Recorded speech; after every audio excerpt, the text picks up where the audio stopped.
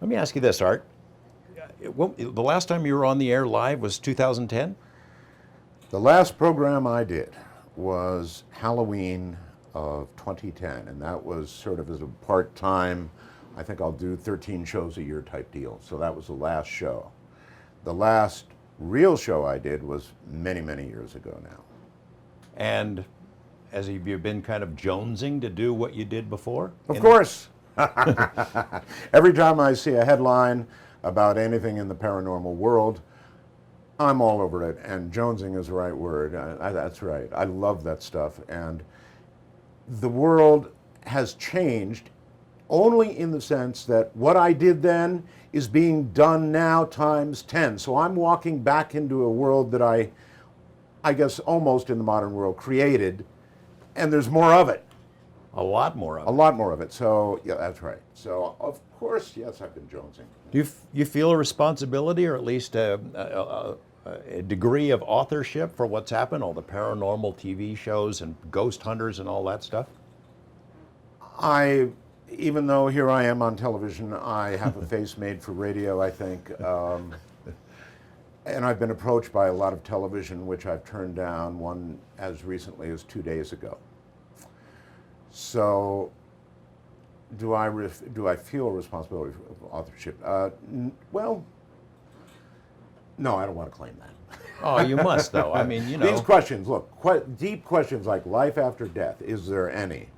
UFOs, people from elsewhere, things from elsewhere, all of these things that we talk about, ghosts. They're all the same questions that were there when I was doing the broadcast, and those questions are there and bigger now. I suppose as you can see, I'm older. As we get older, we wonder more about these things. I certainly do.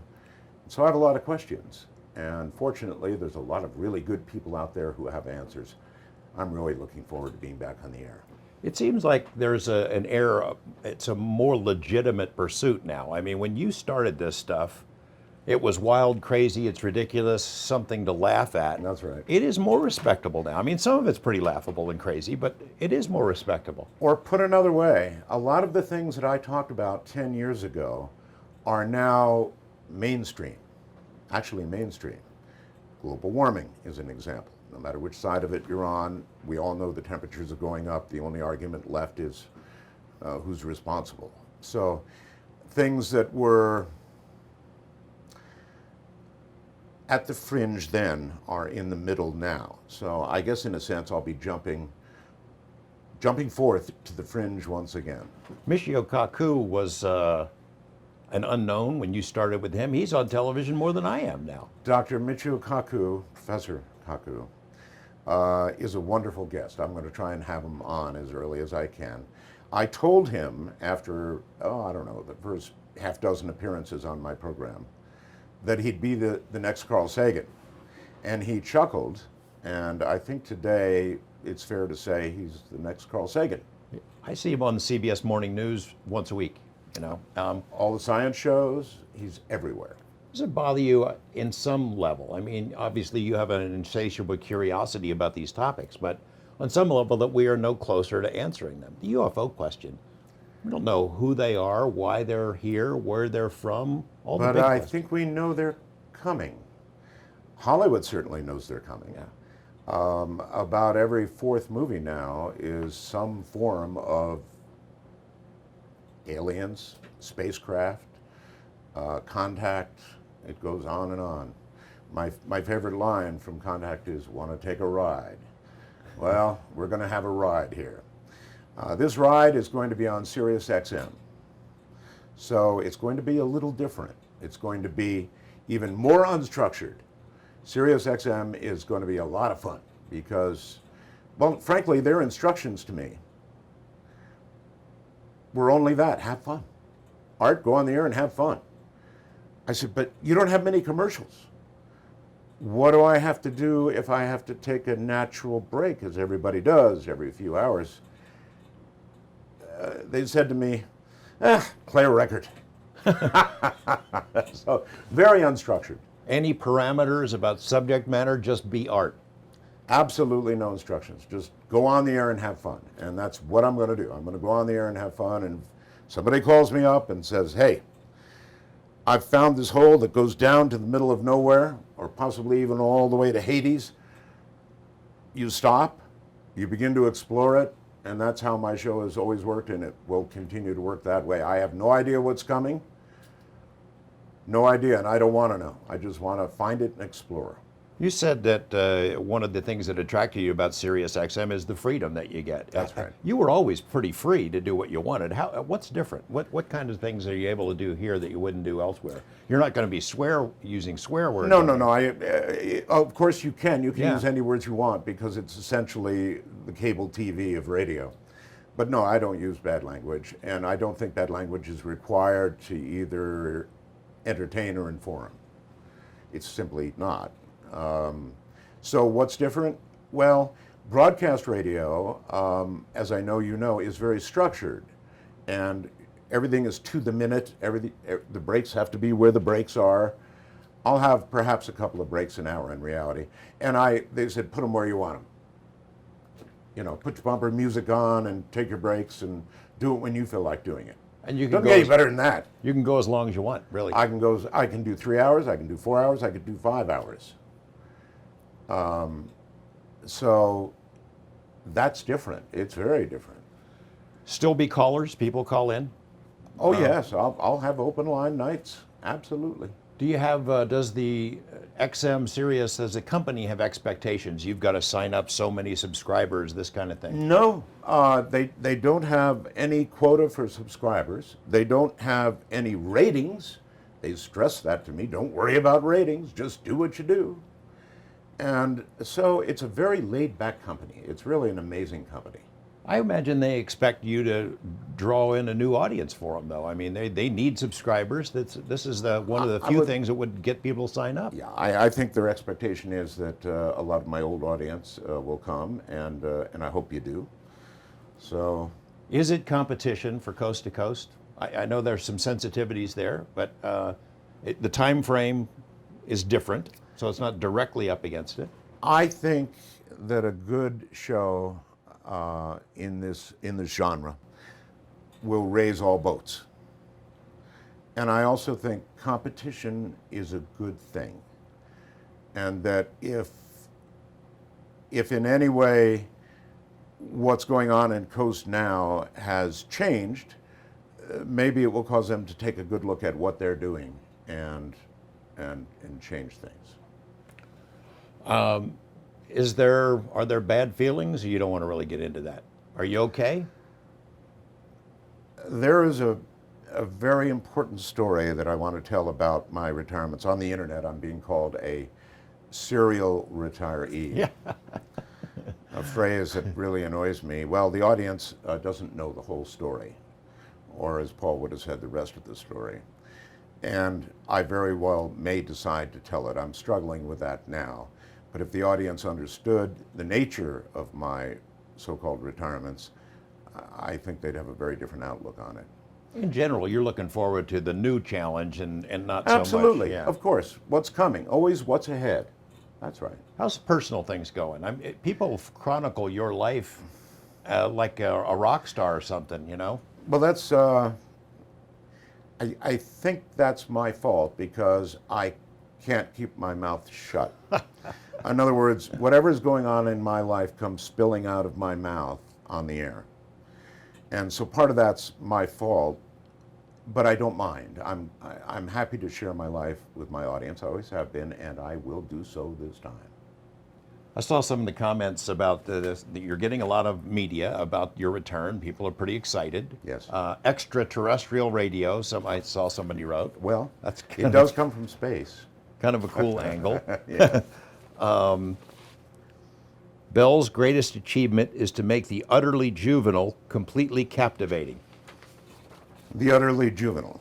I don't think it's, of course, that's a little freedom of the press there, but I don't think it's utterly juvenile. Questions like life after death and where we go and what happens to us, these are not juvenile questions. Some of them may well be. I mean, face facts, some of what I do is flat out entertainment. I've never hidden that fact. some of it is hard science, and I leave it up to the audience to decide which is which. It's more fun to be weird than right, more fun to wonder than to know. Do you think that's someone speculating about what goes on in your head? I think that being weird is okay, and being right is important. I guess you could say I'm rightly weird.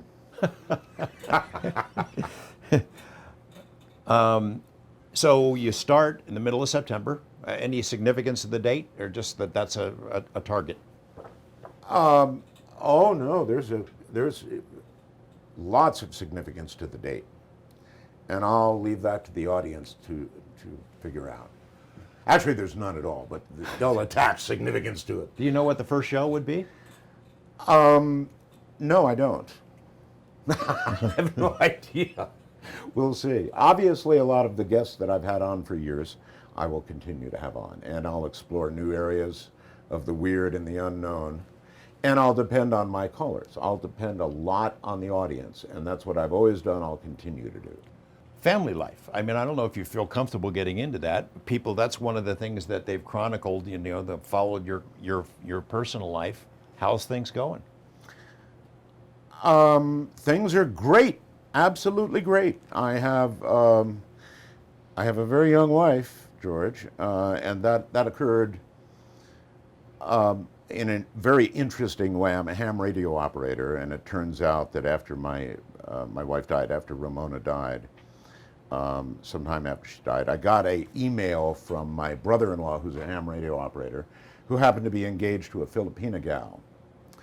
And he had decided to start having her sister write to me, email me. And it's a long story. I frankly thought that that it had happened from above. My previous wife was half Filipina. And so I thought maybe her mother was sending me a message or something. And delete all this, George. A good time for you to return, though. You're happy at home. You're hungry to get back on the air. A good time for me to return, indeed. I am happy at home. I've got a young wife. I've got a 6-year-old daughter who's about to enter the 1st grade. And when she does, of course, mom and daughter will be getting up early, and Dad will be sleeping late, as always. You lived on the other side of the world for a while. You're back in Nye County. That must be, there's a comfort level there, right? There's something about Pahrump, Nevada that I love, and the desert that I love, George, and that I guess that never changes, because I was on the other side of the world in the Philippines, hot and humid, and now I'm back to hot and dry. The country has changed since you were on the air. It's so divided. Everyone's got a political chip on their shoulder. It's almost hard to talk about these things.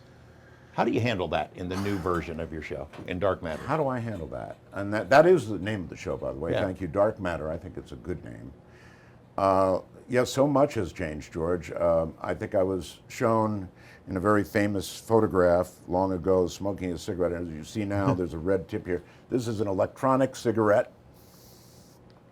So that's changed. The new and improved Art Bell. Well, the new smarter Art Bell smoking mist. Yeah, so much is different. My family is now in a good place. I'm in a good place, and because of that, it's a good time to come back. You were never, I mean, I remember when you were in KDON, it was a political show, but for Coast to Coast, you didn't avoid politics, but you didn't dwell on it. Actually, when I was on KDWN in Las Vegas, it was a political show. And I got to the point where I was fed up. I couldn't take it anymore. One day I just finally said, that's it. I'm done. Enough politics. I'm going to begin talking about something that interests me. And I think that began with, I don't know, Bob Lazar and UFOs, and the phones lit up, the world changed, my boss turned color, and I kept going, and it resulted in what it did, and now here I am again. I still get the questions about what is it in the water out there in the desert, because I had that same journey. Bob Lazar, John Lear, Area 51. Sure. and then Bigelow gets involved, and you're out here, and they wonder what is this nest of vipers out here in the desert going.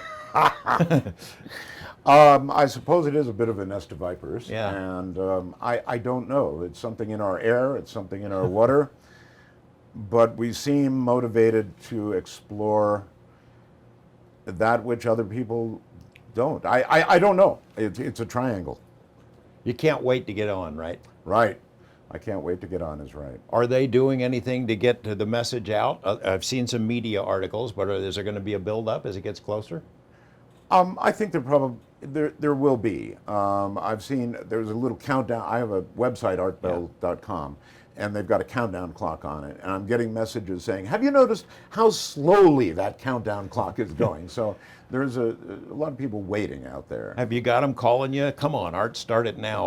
Or I bet they've never left you alone, though. Well, the equipment to do it isn't here yet, George, so I'd have to be screaming the show out.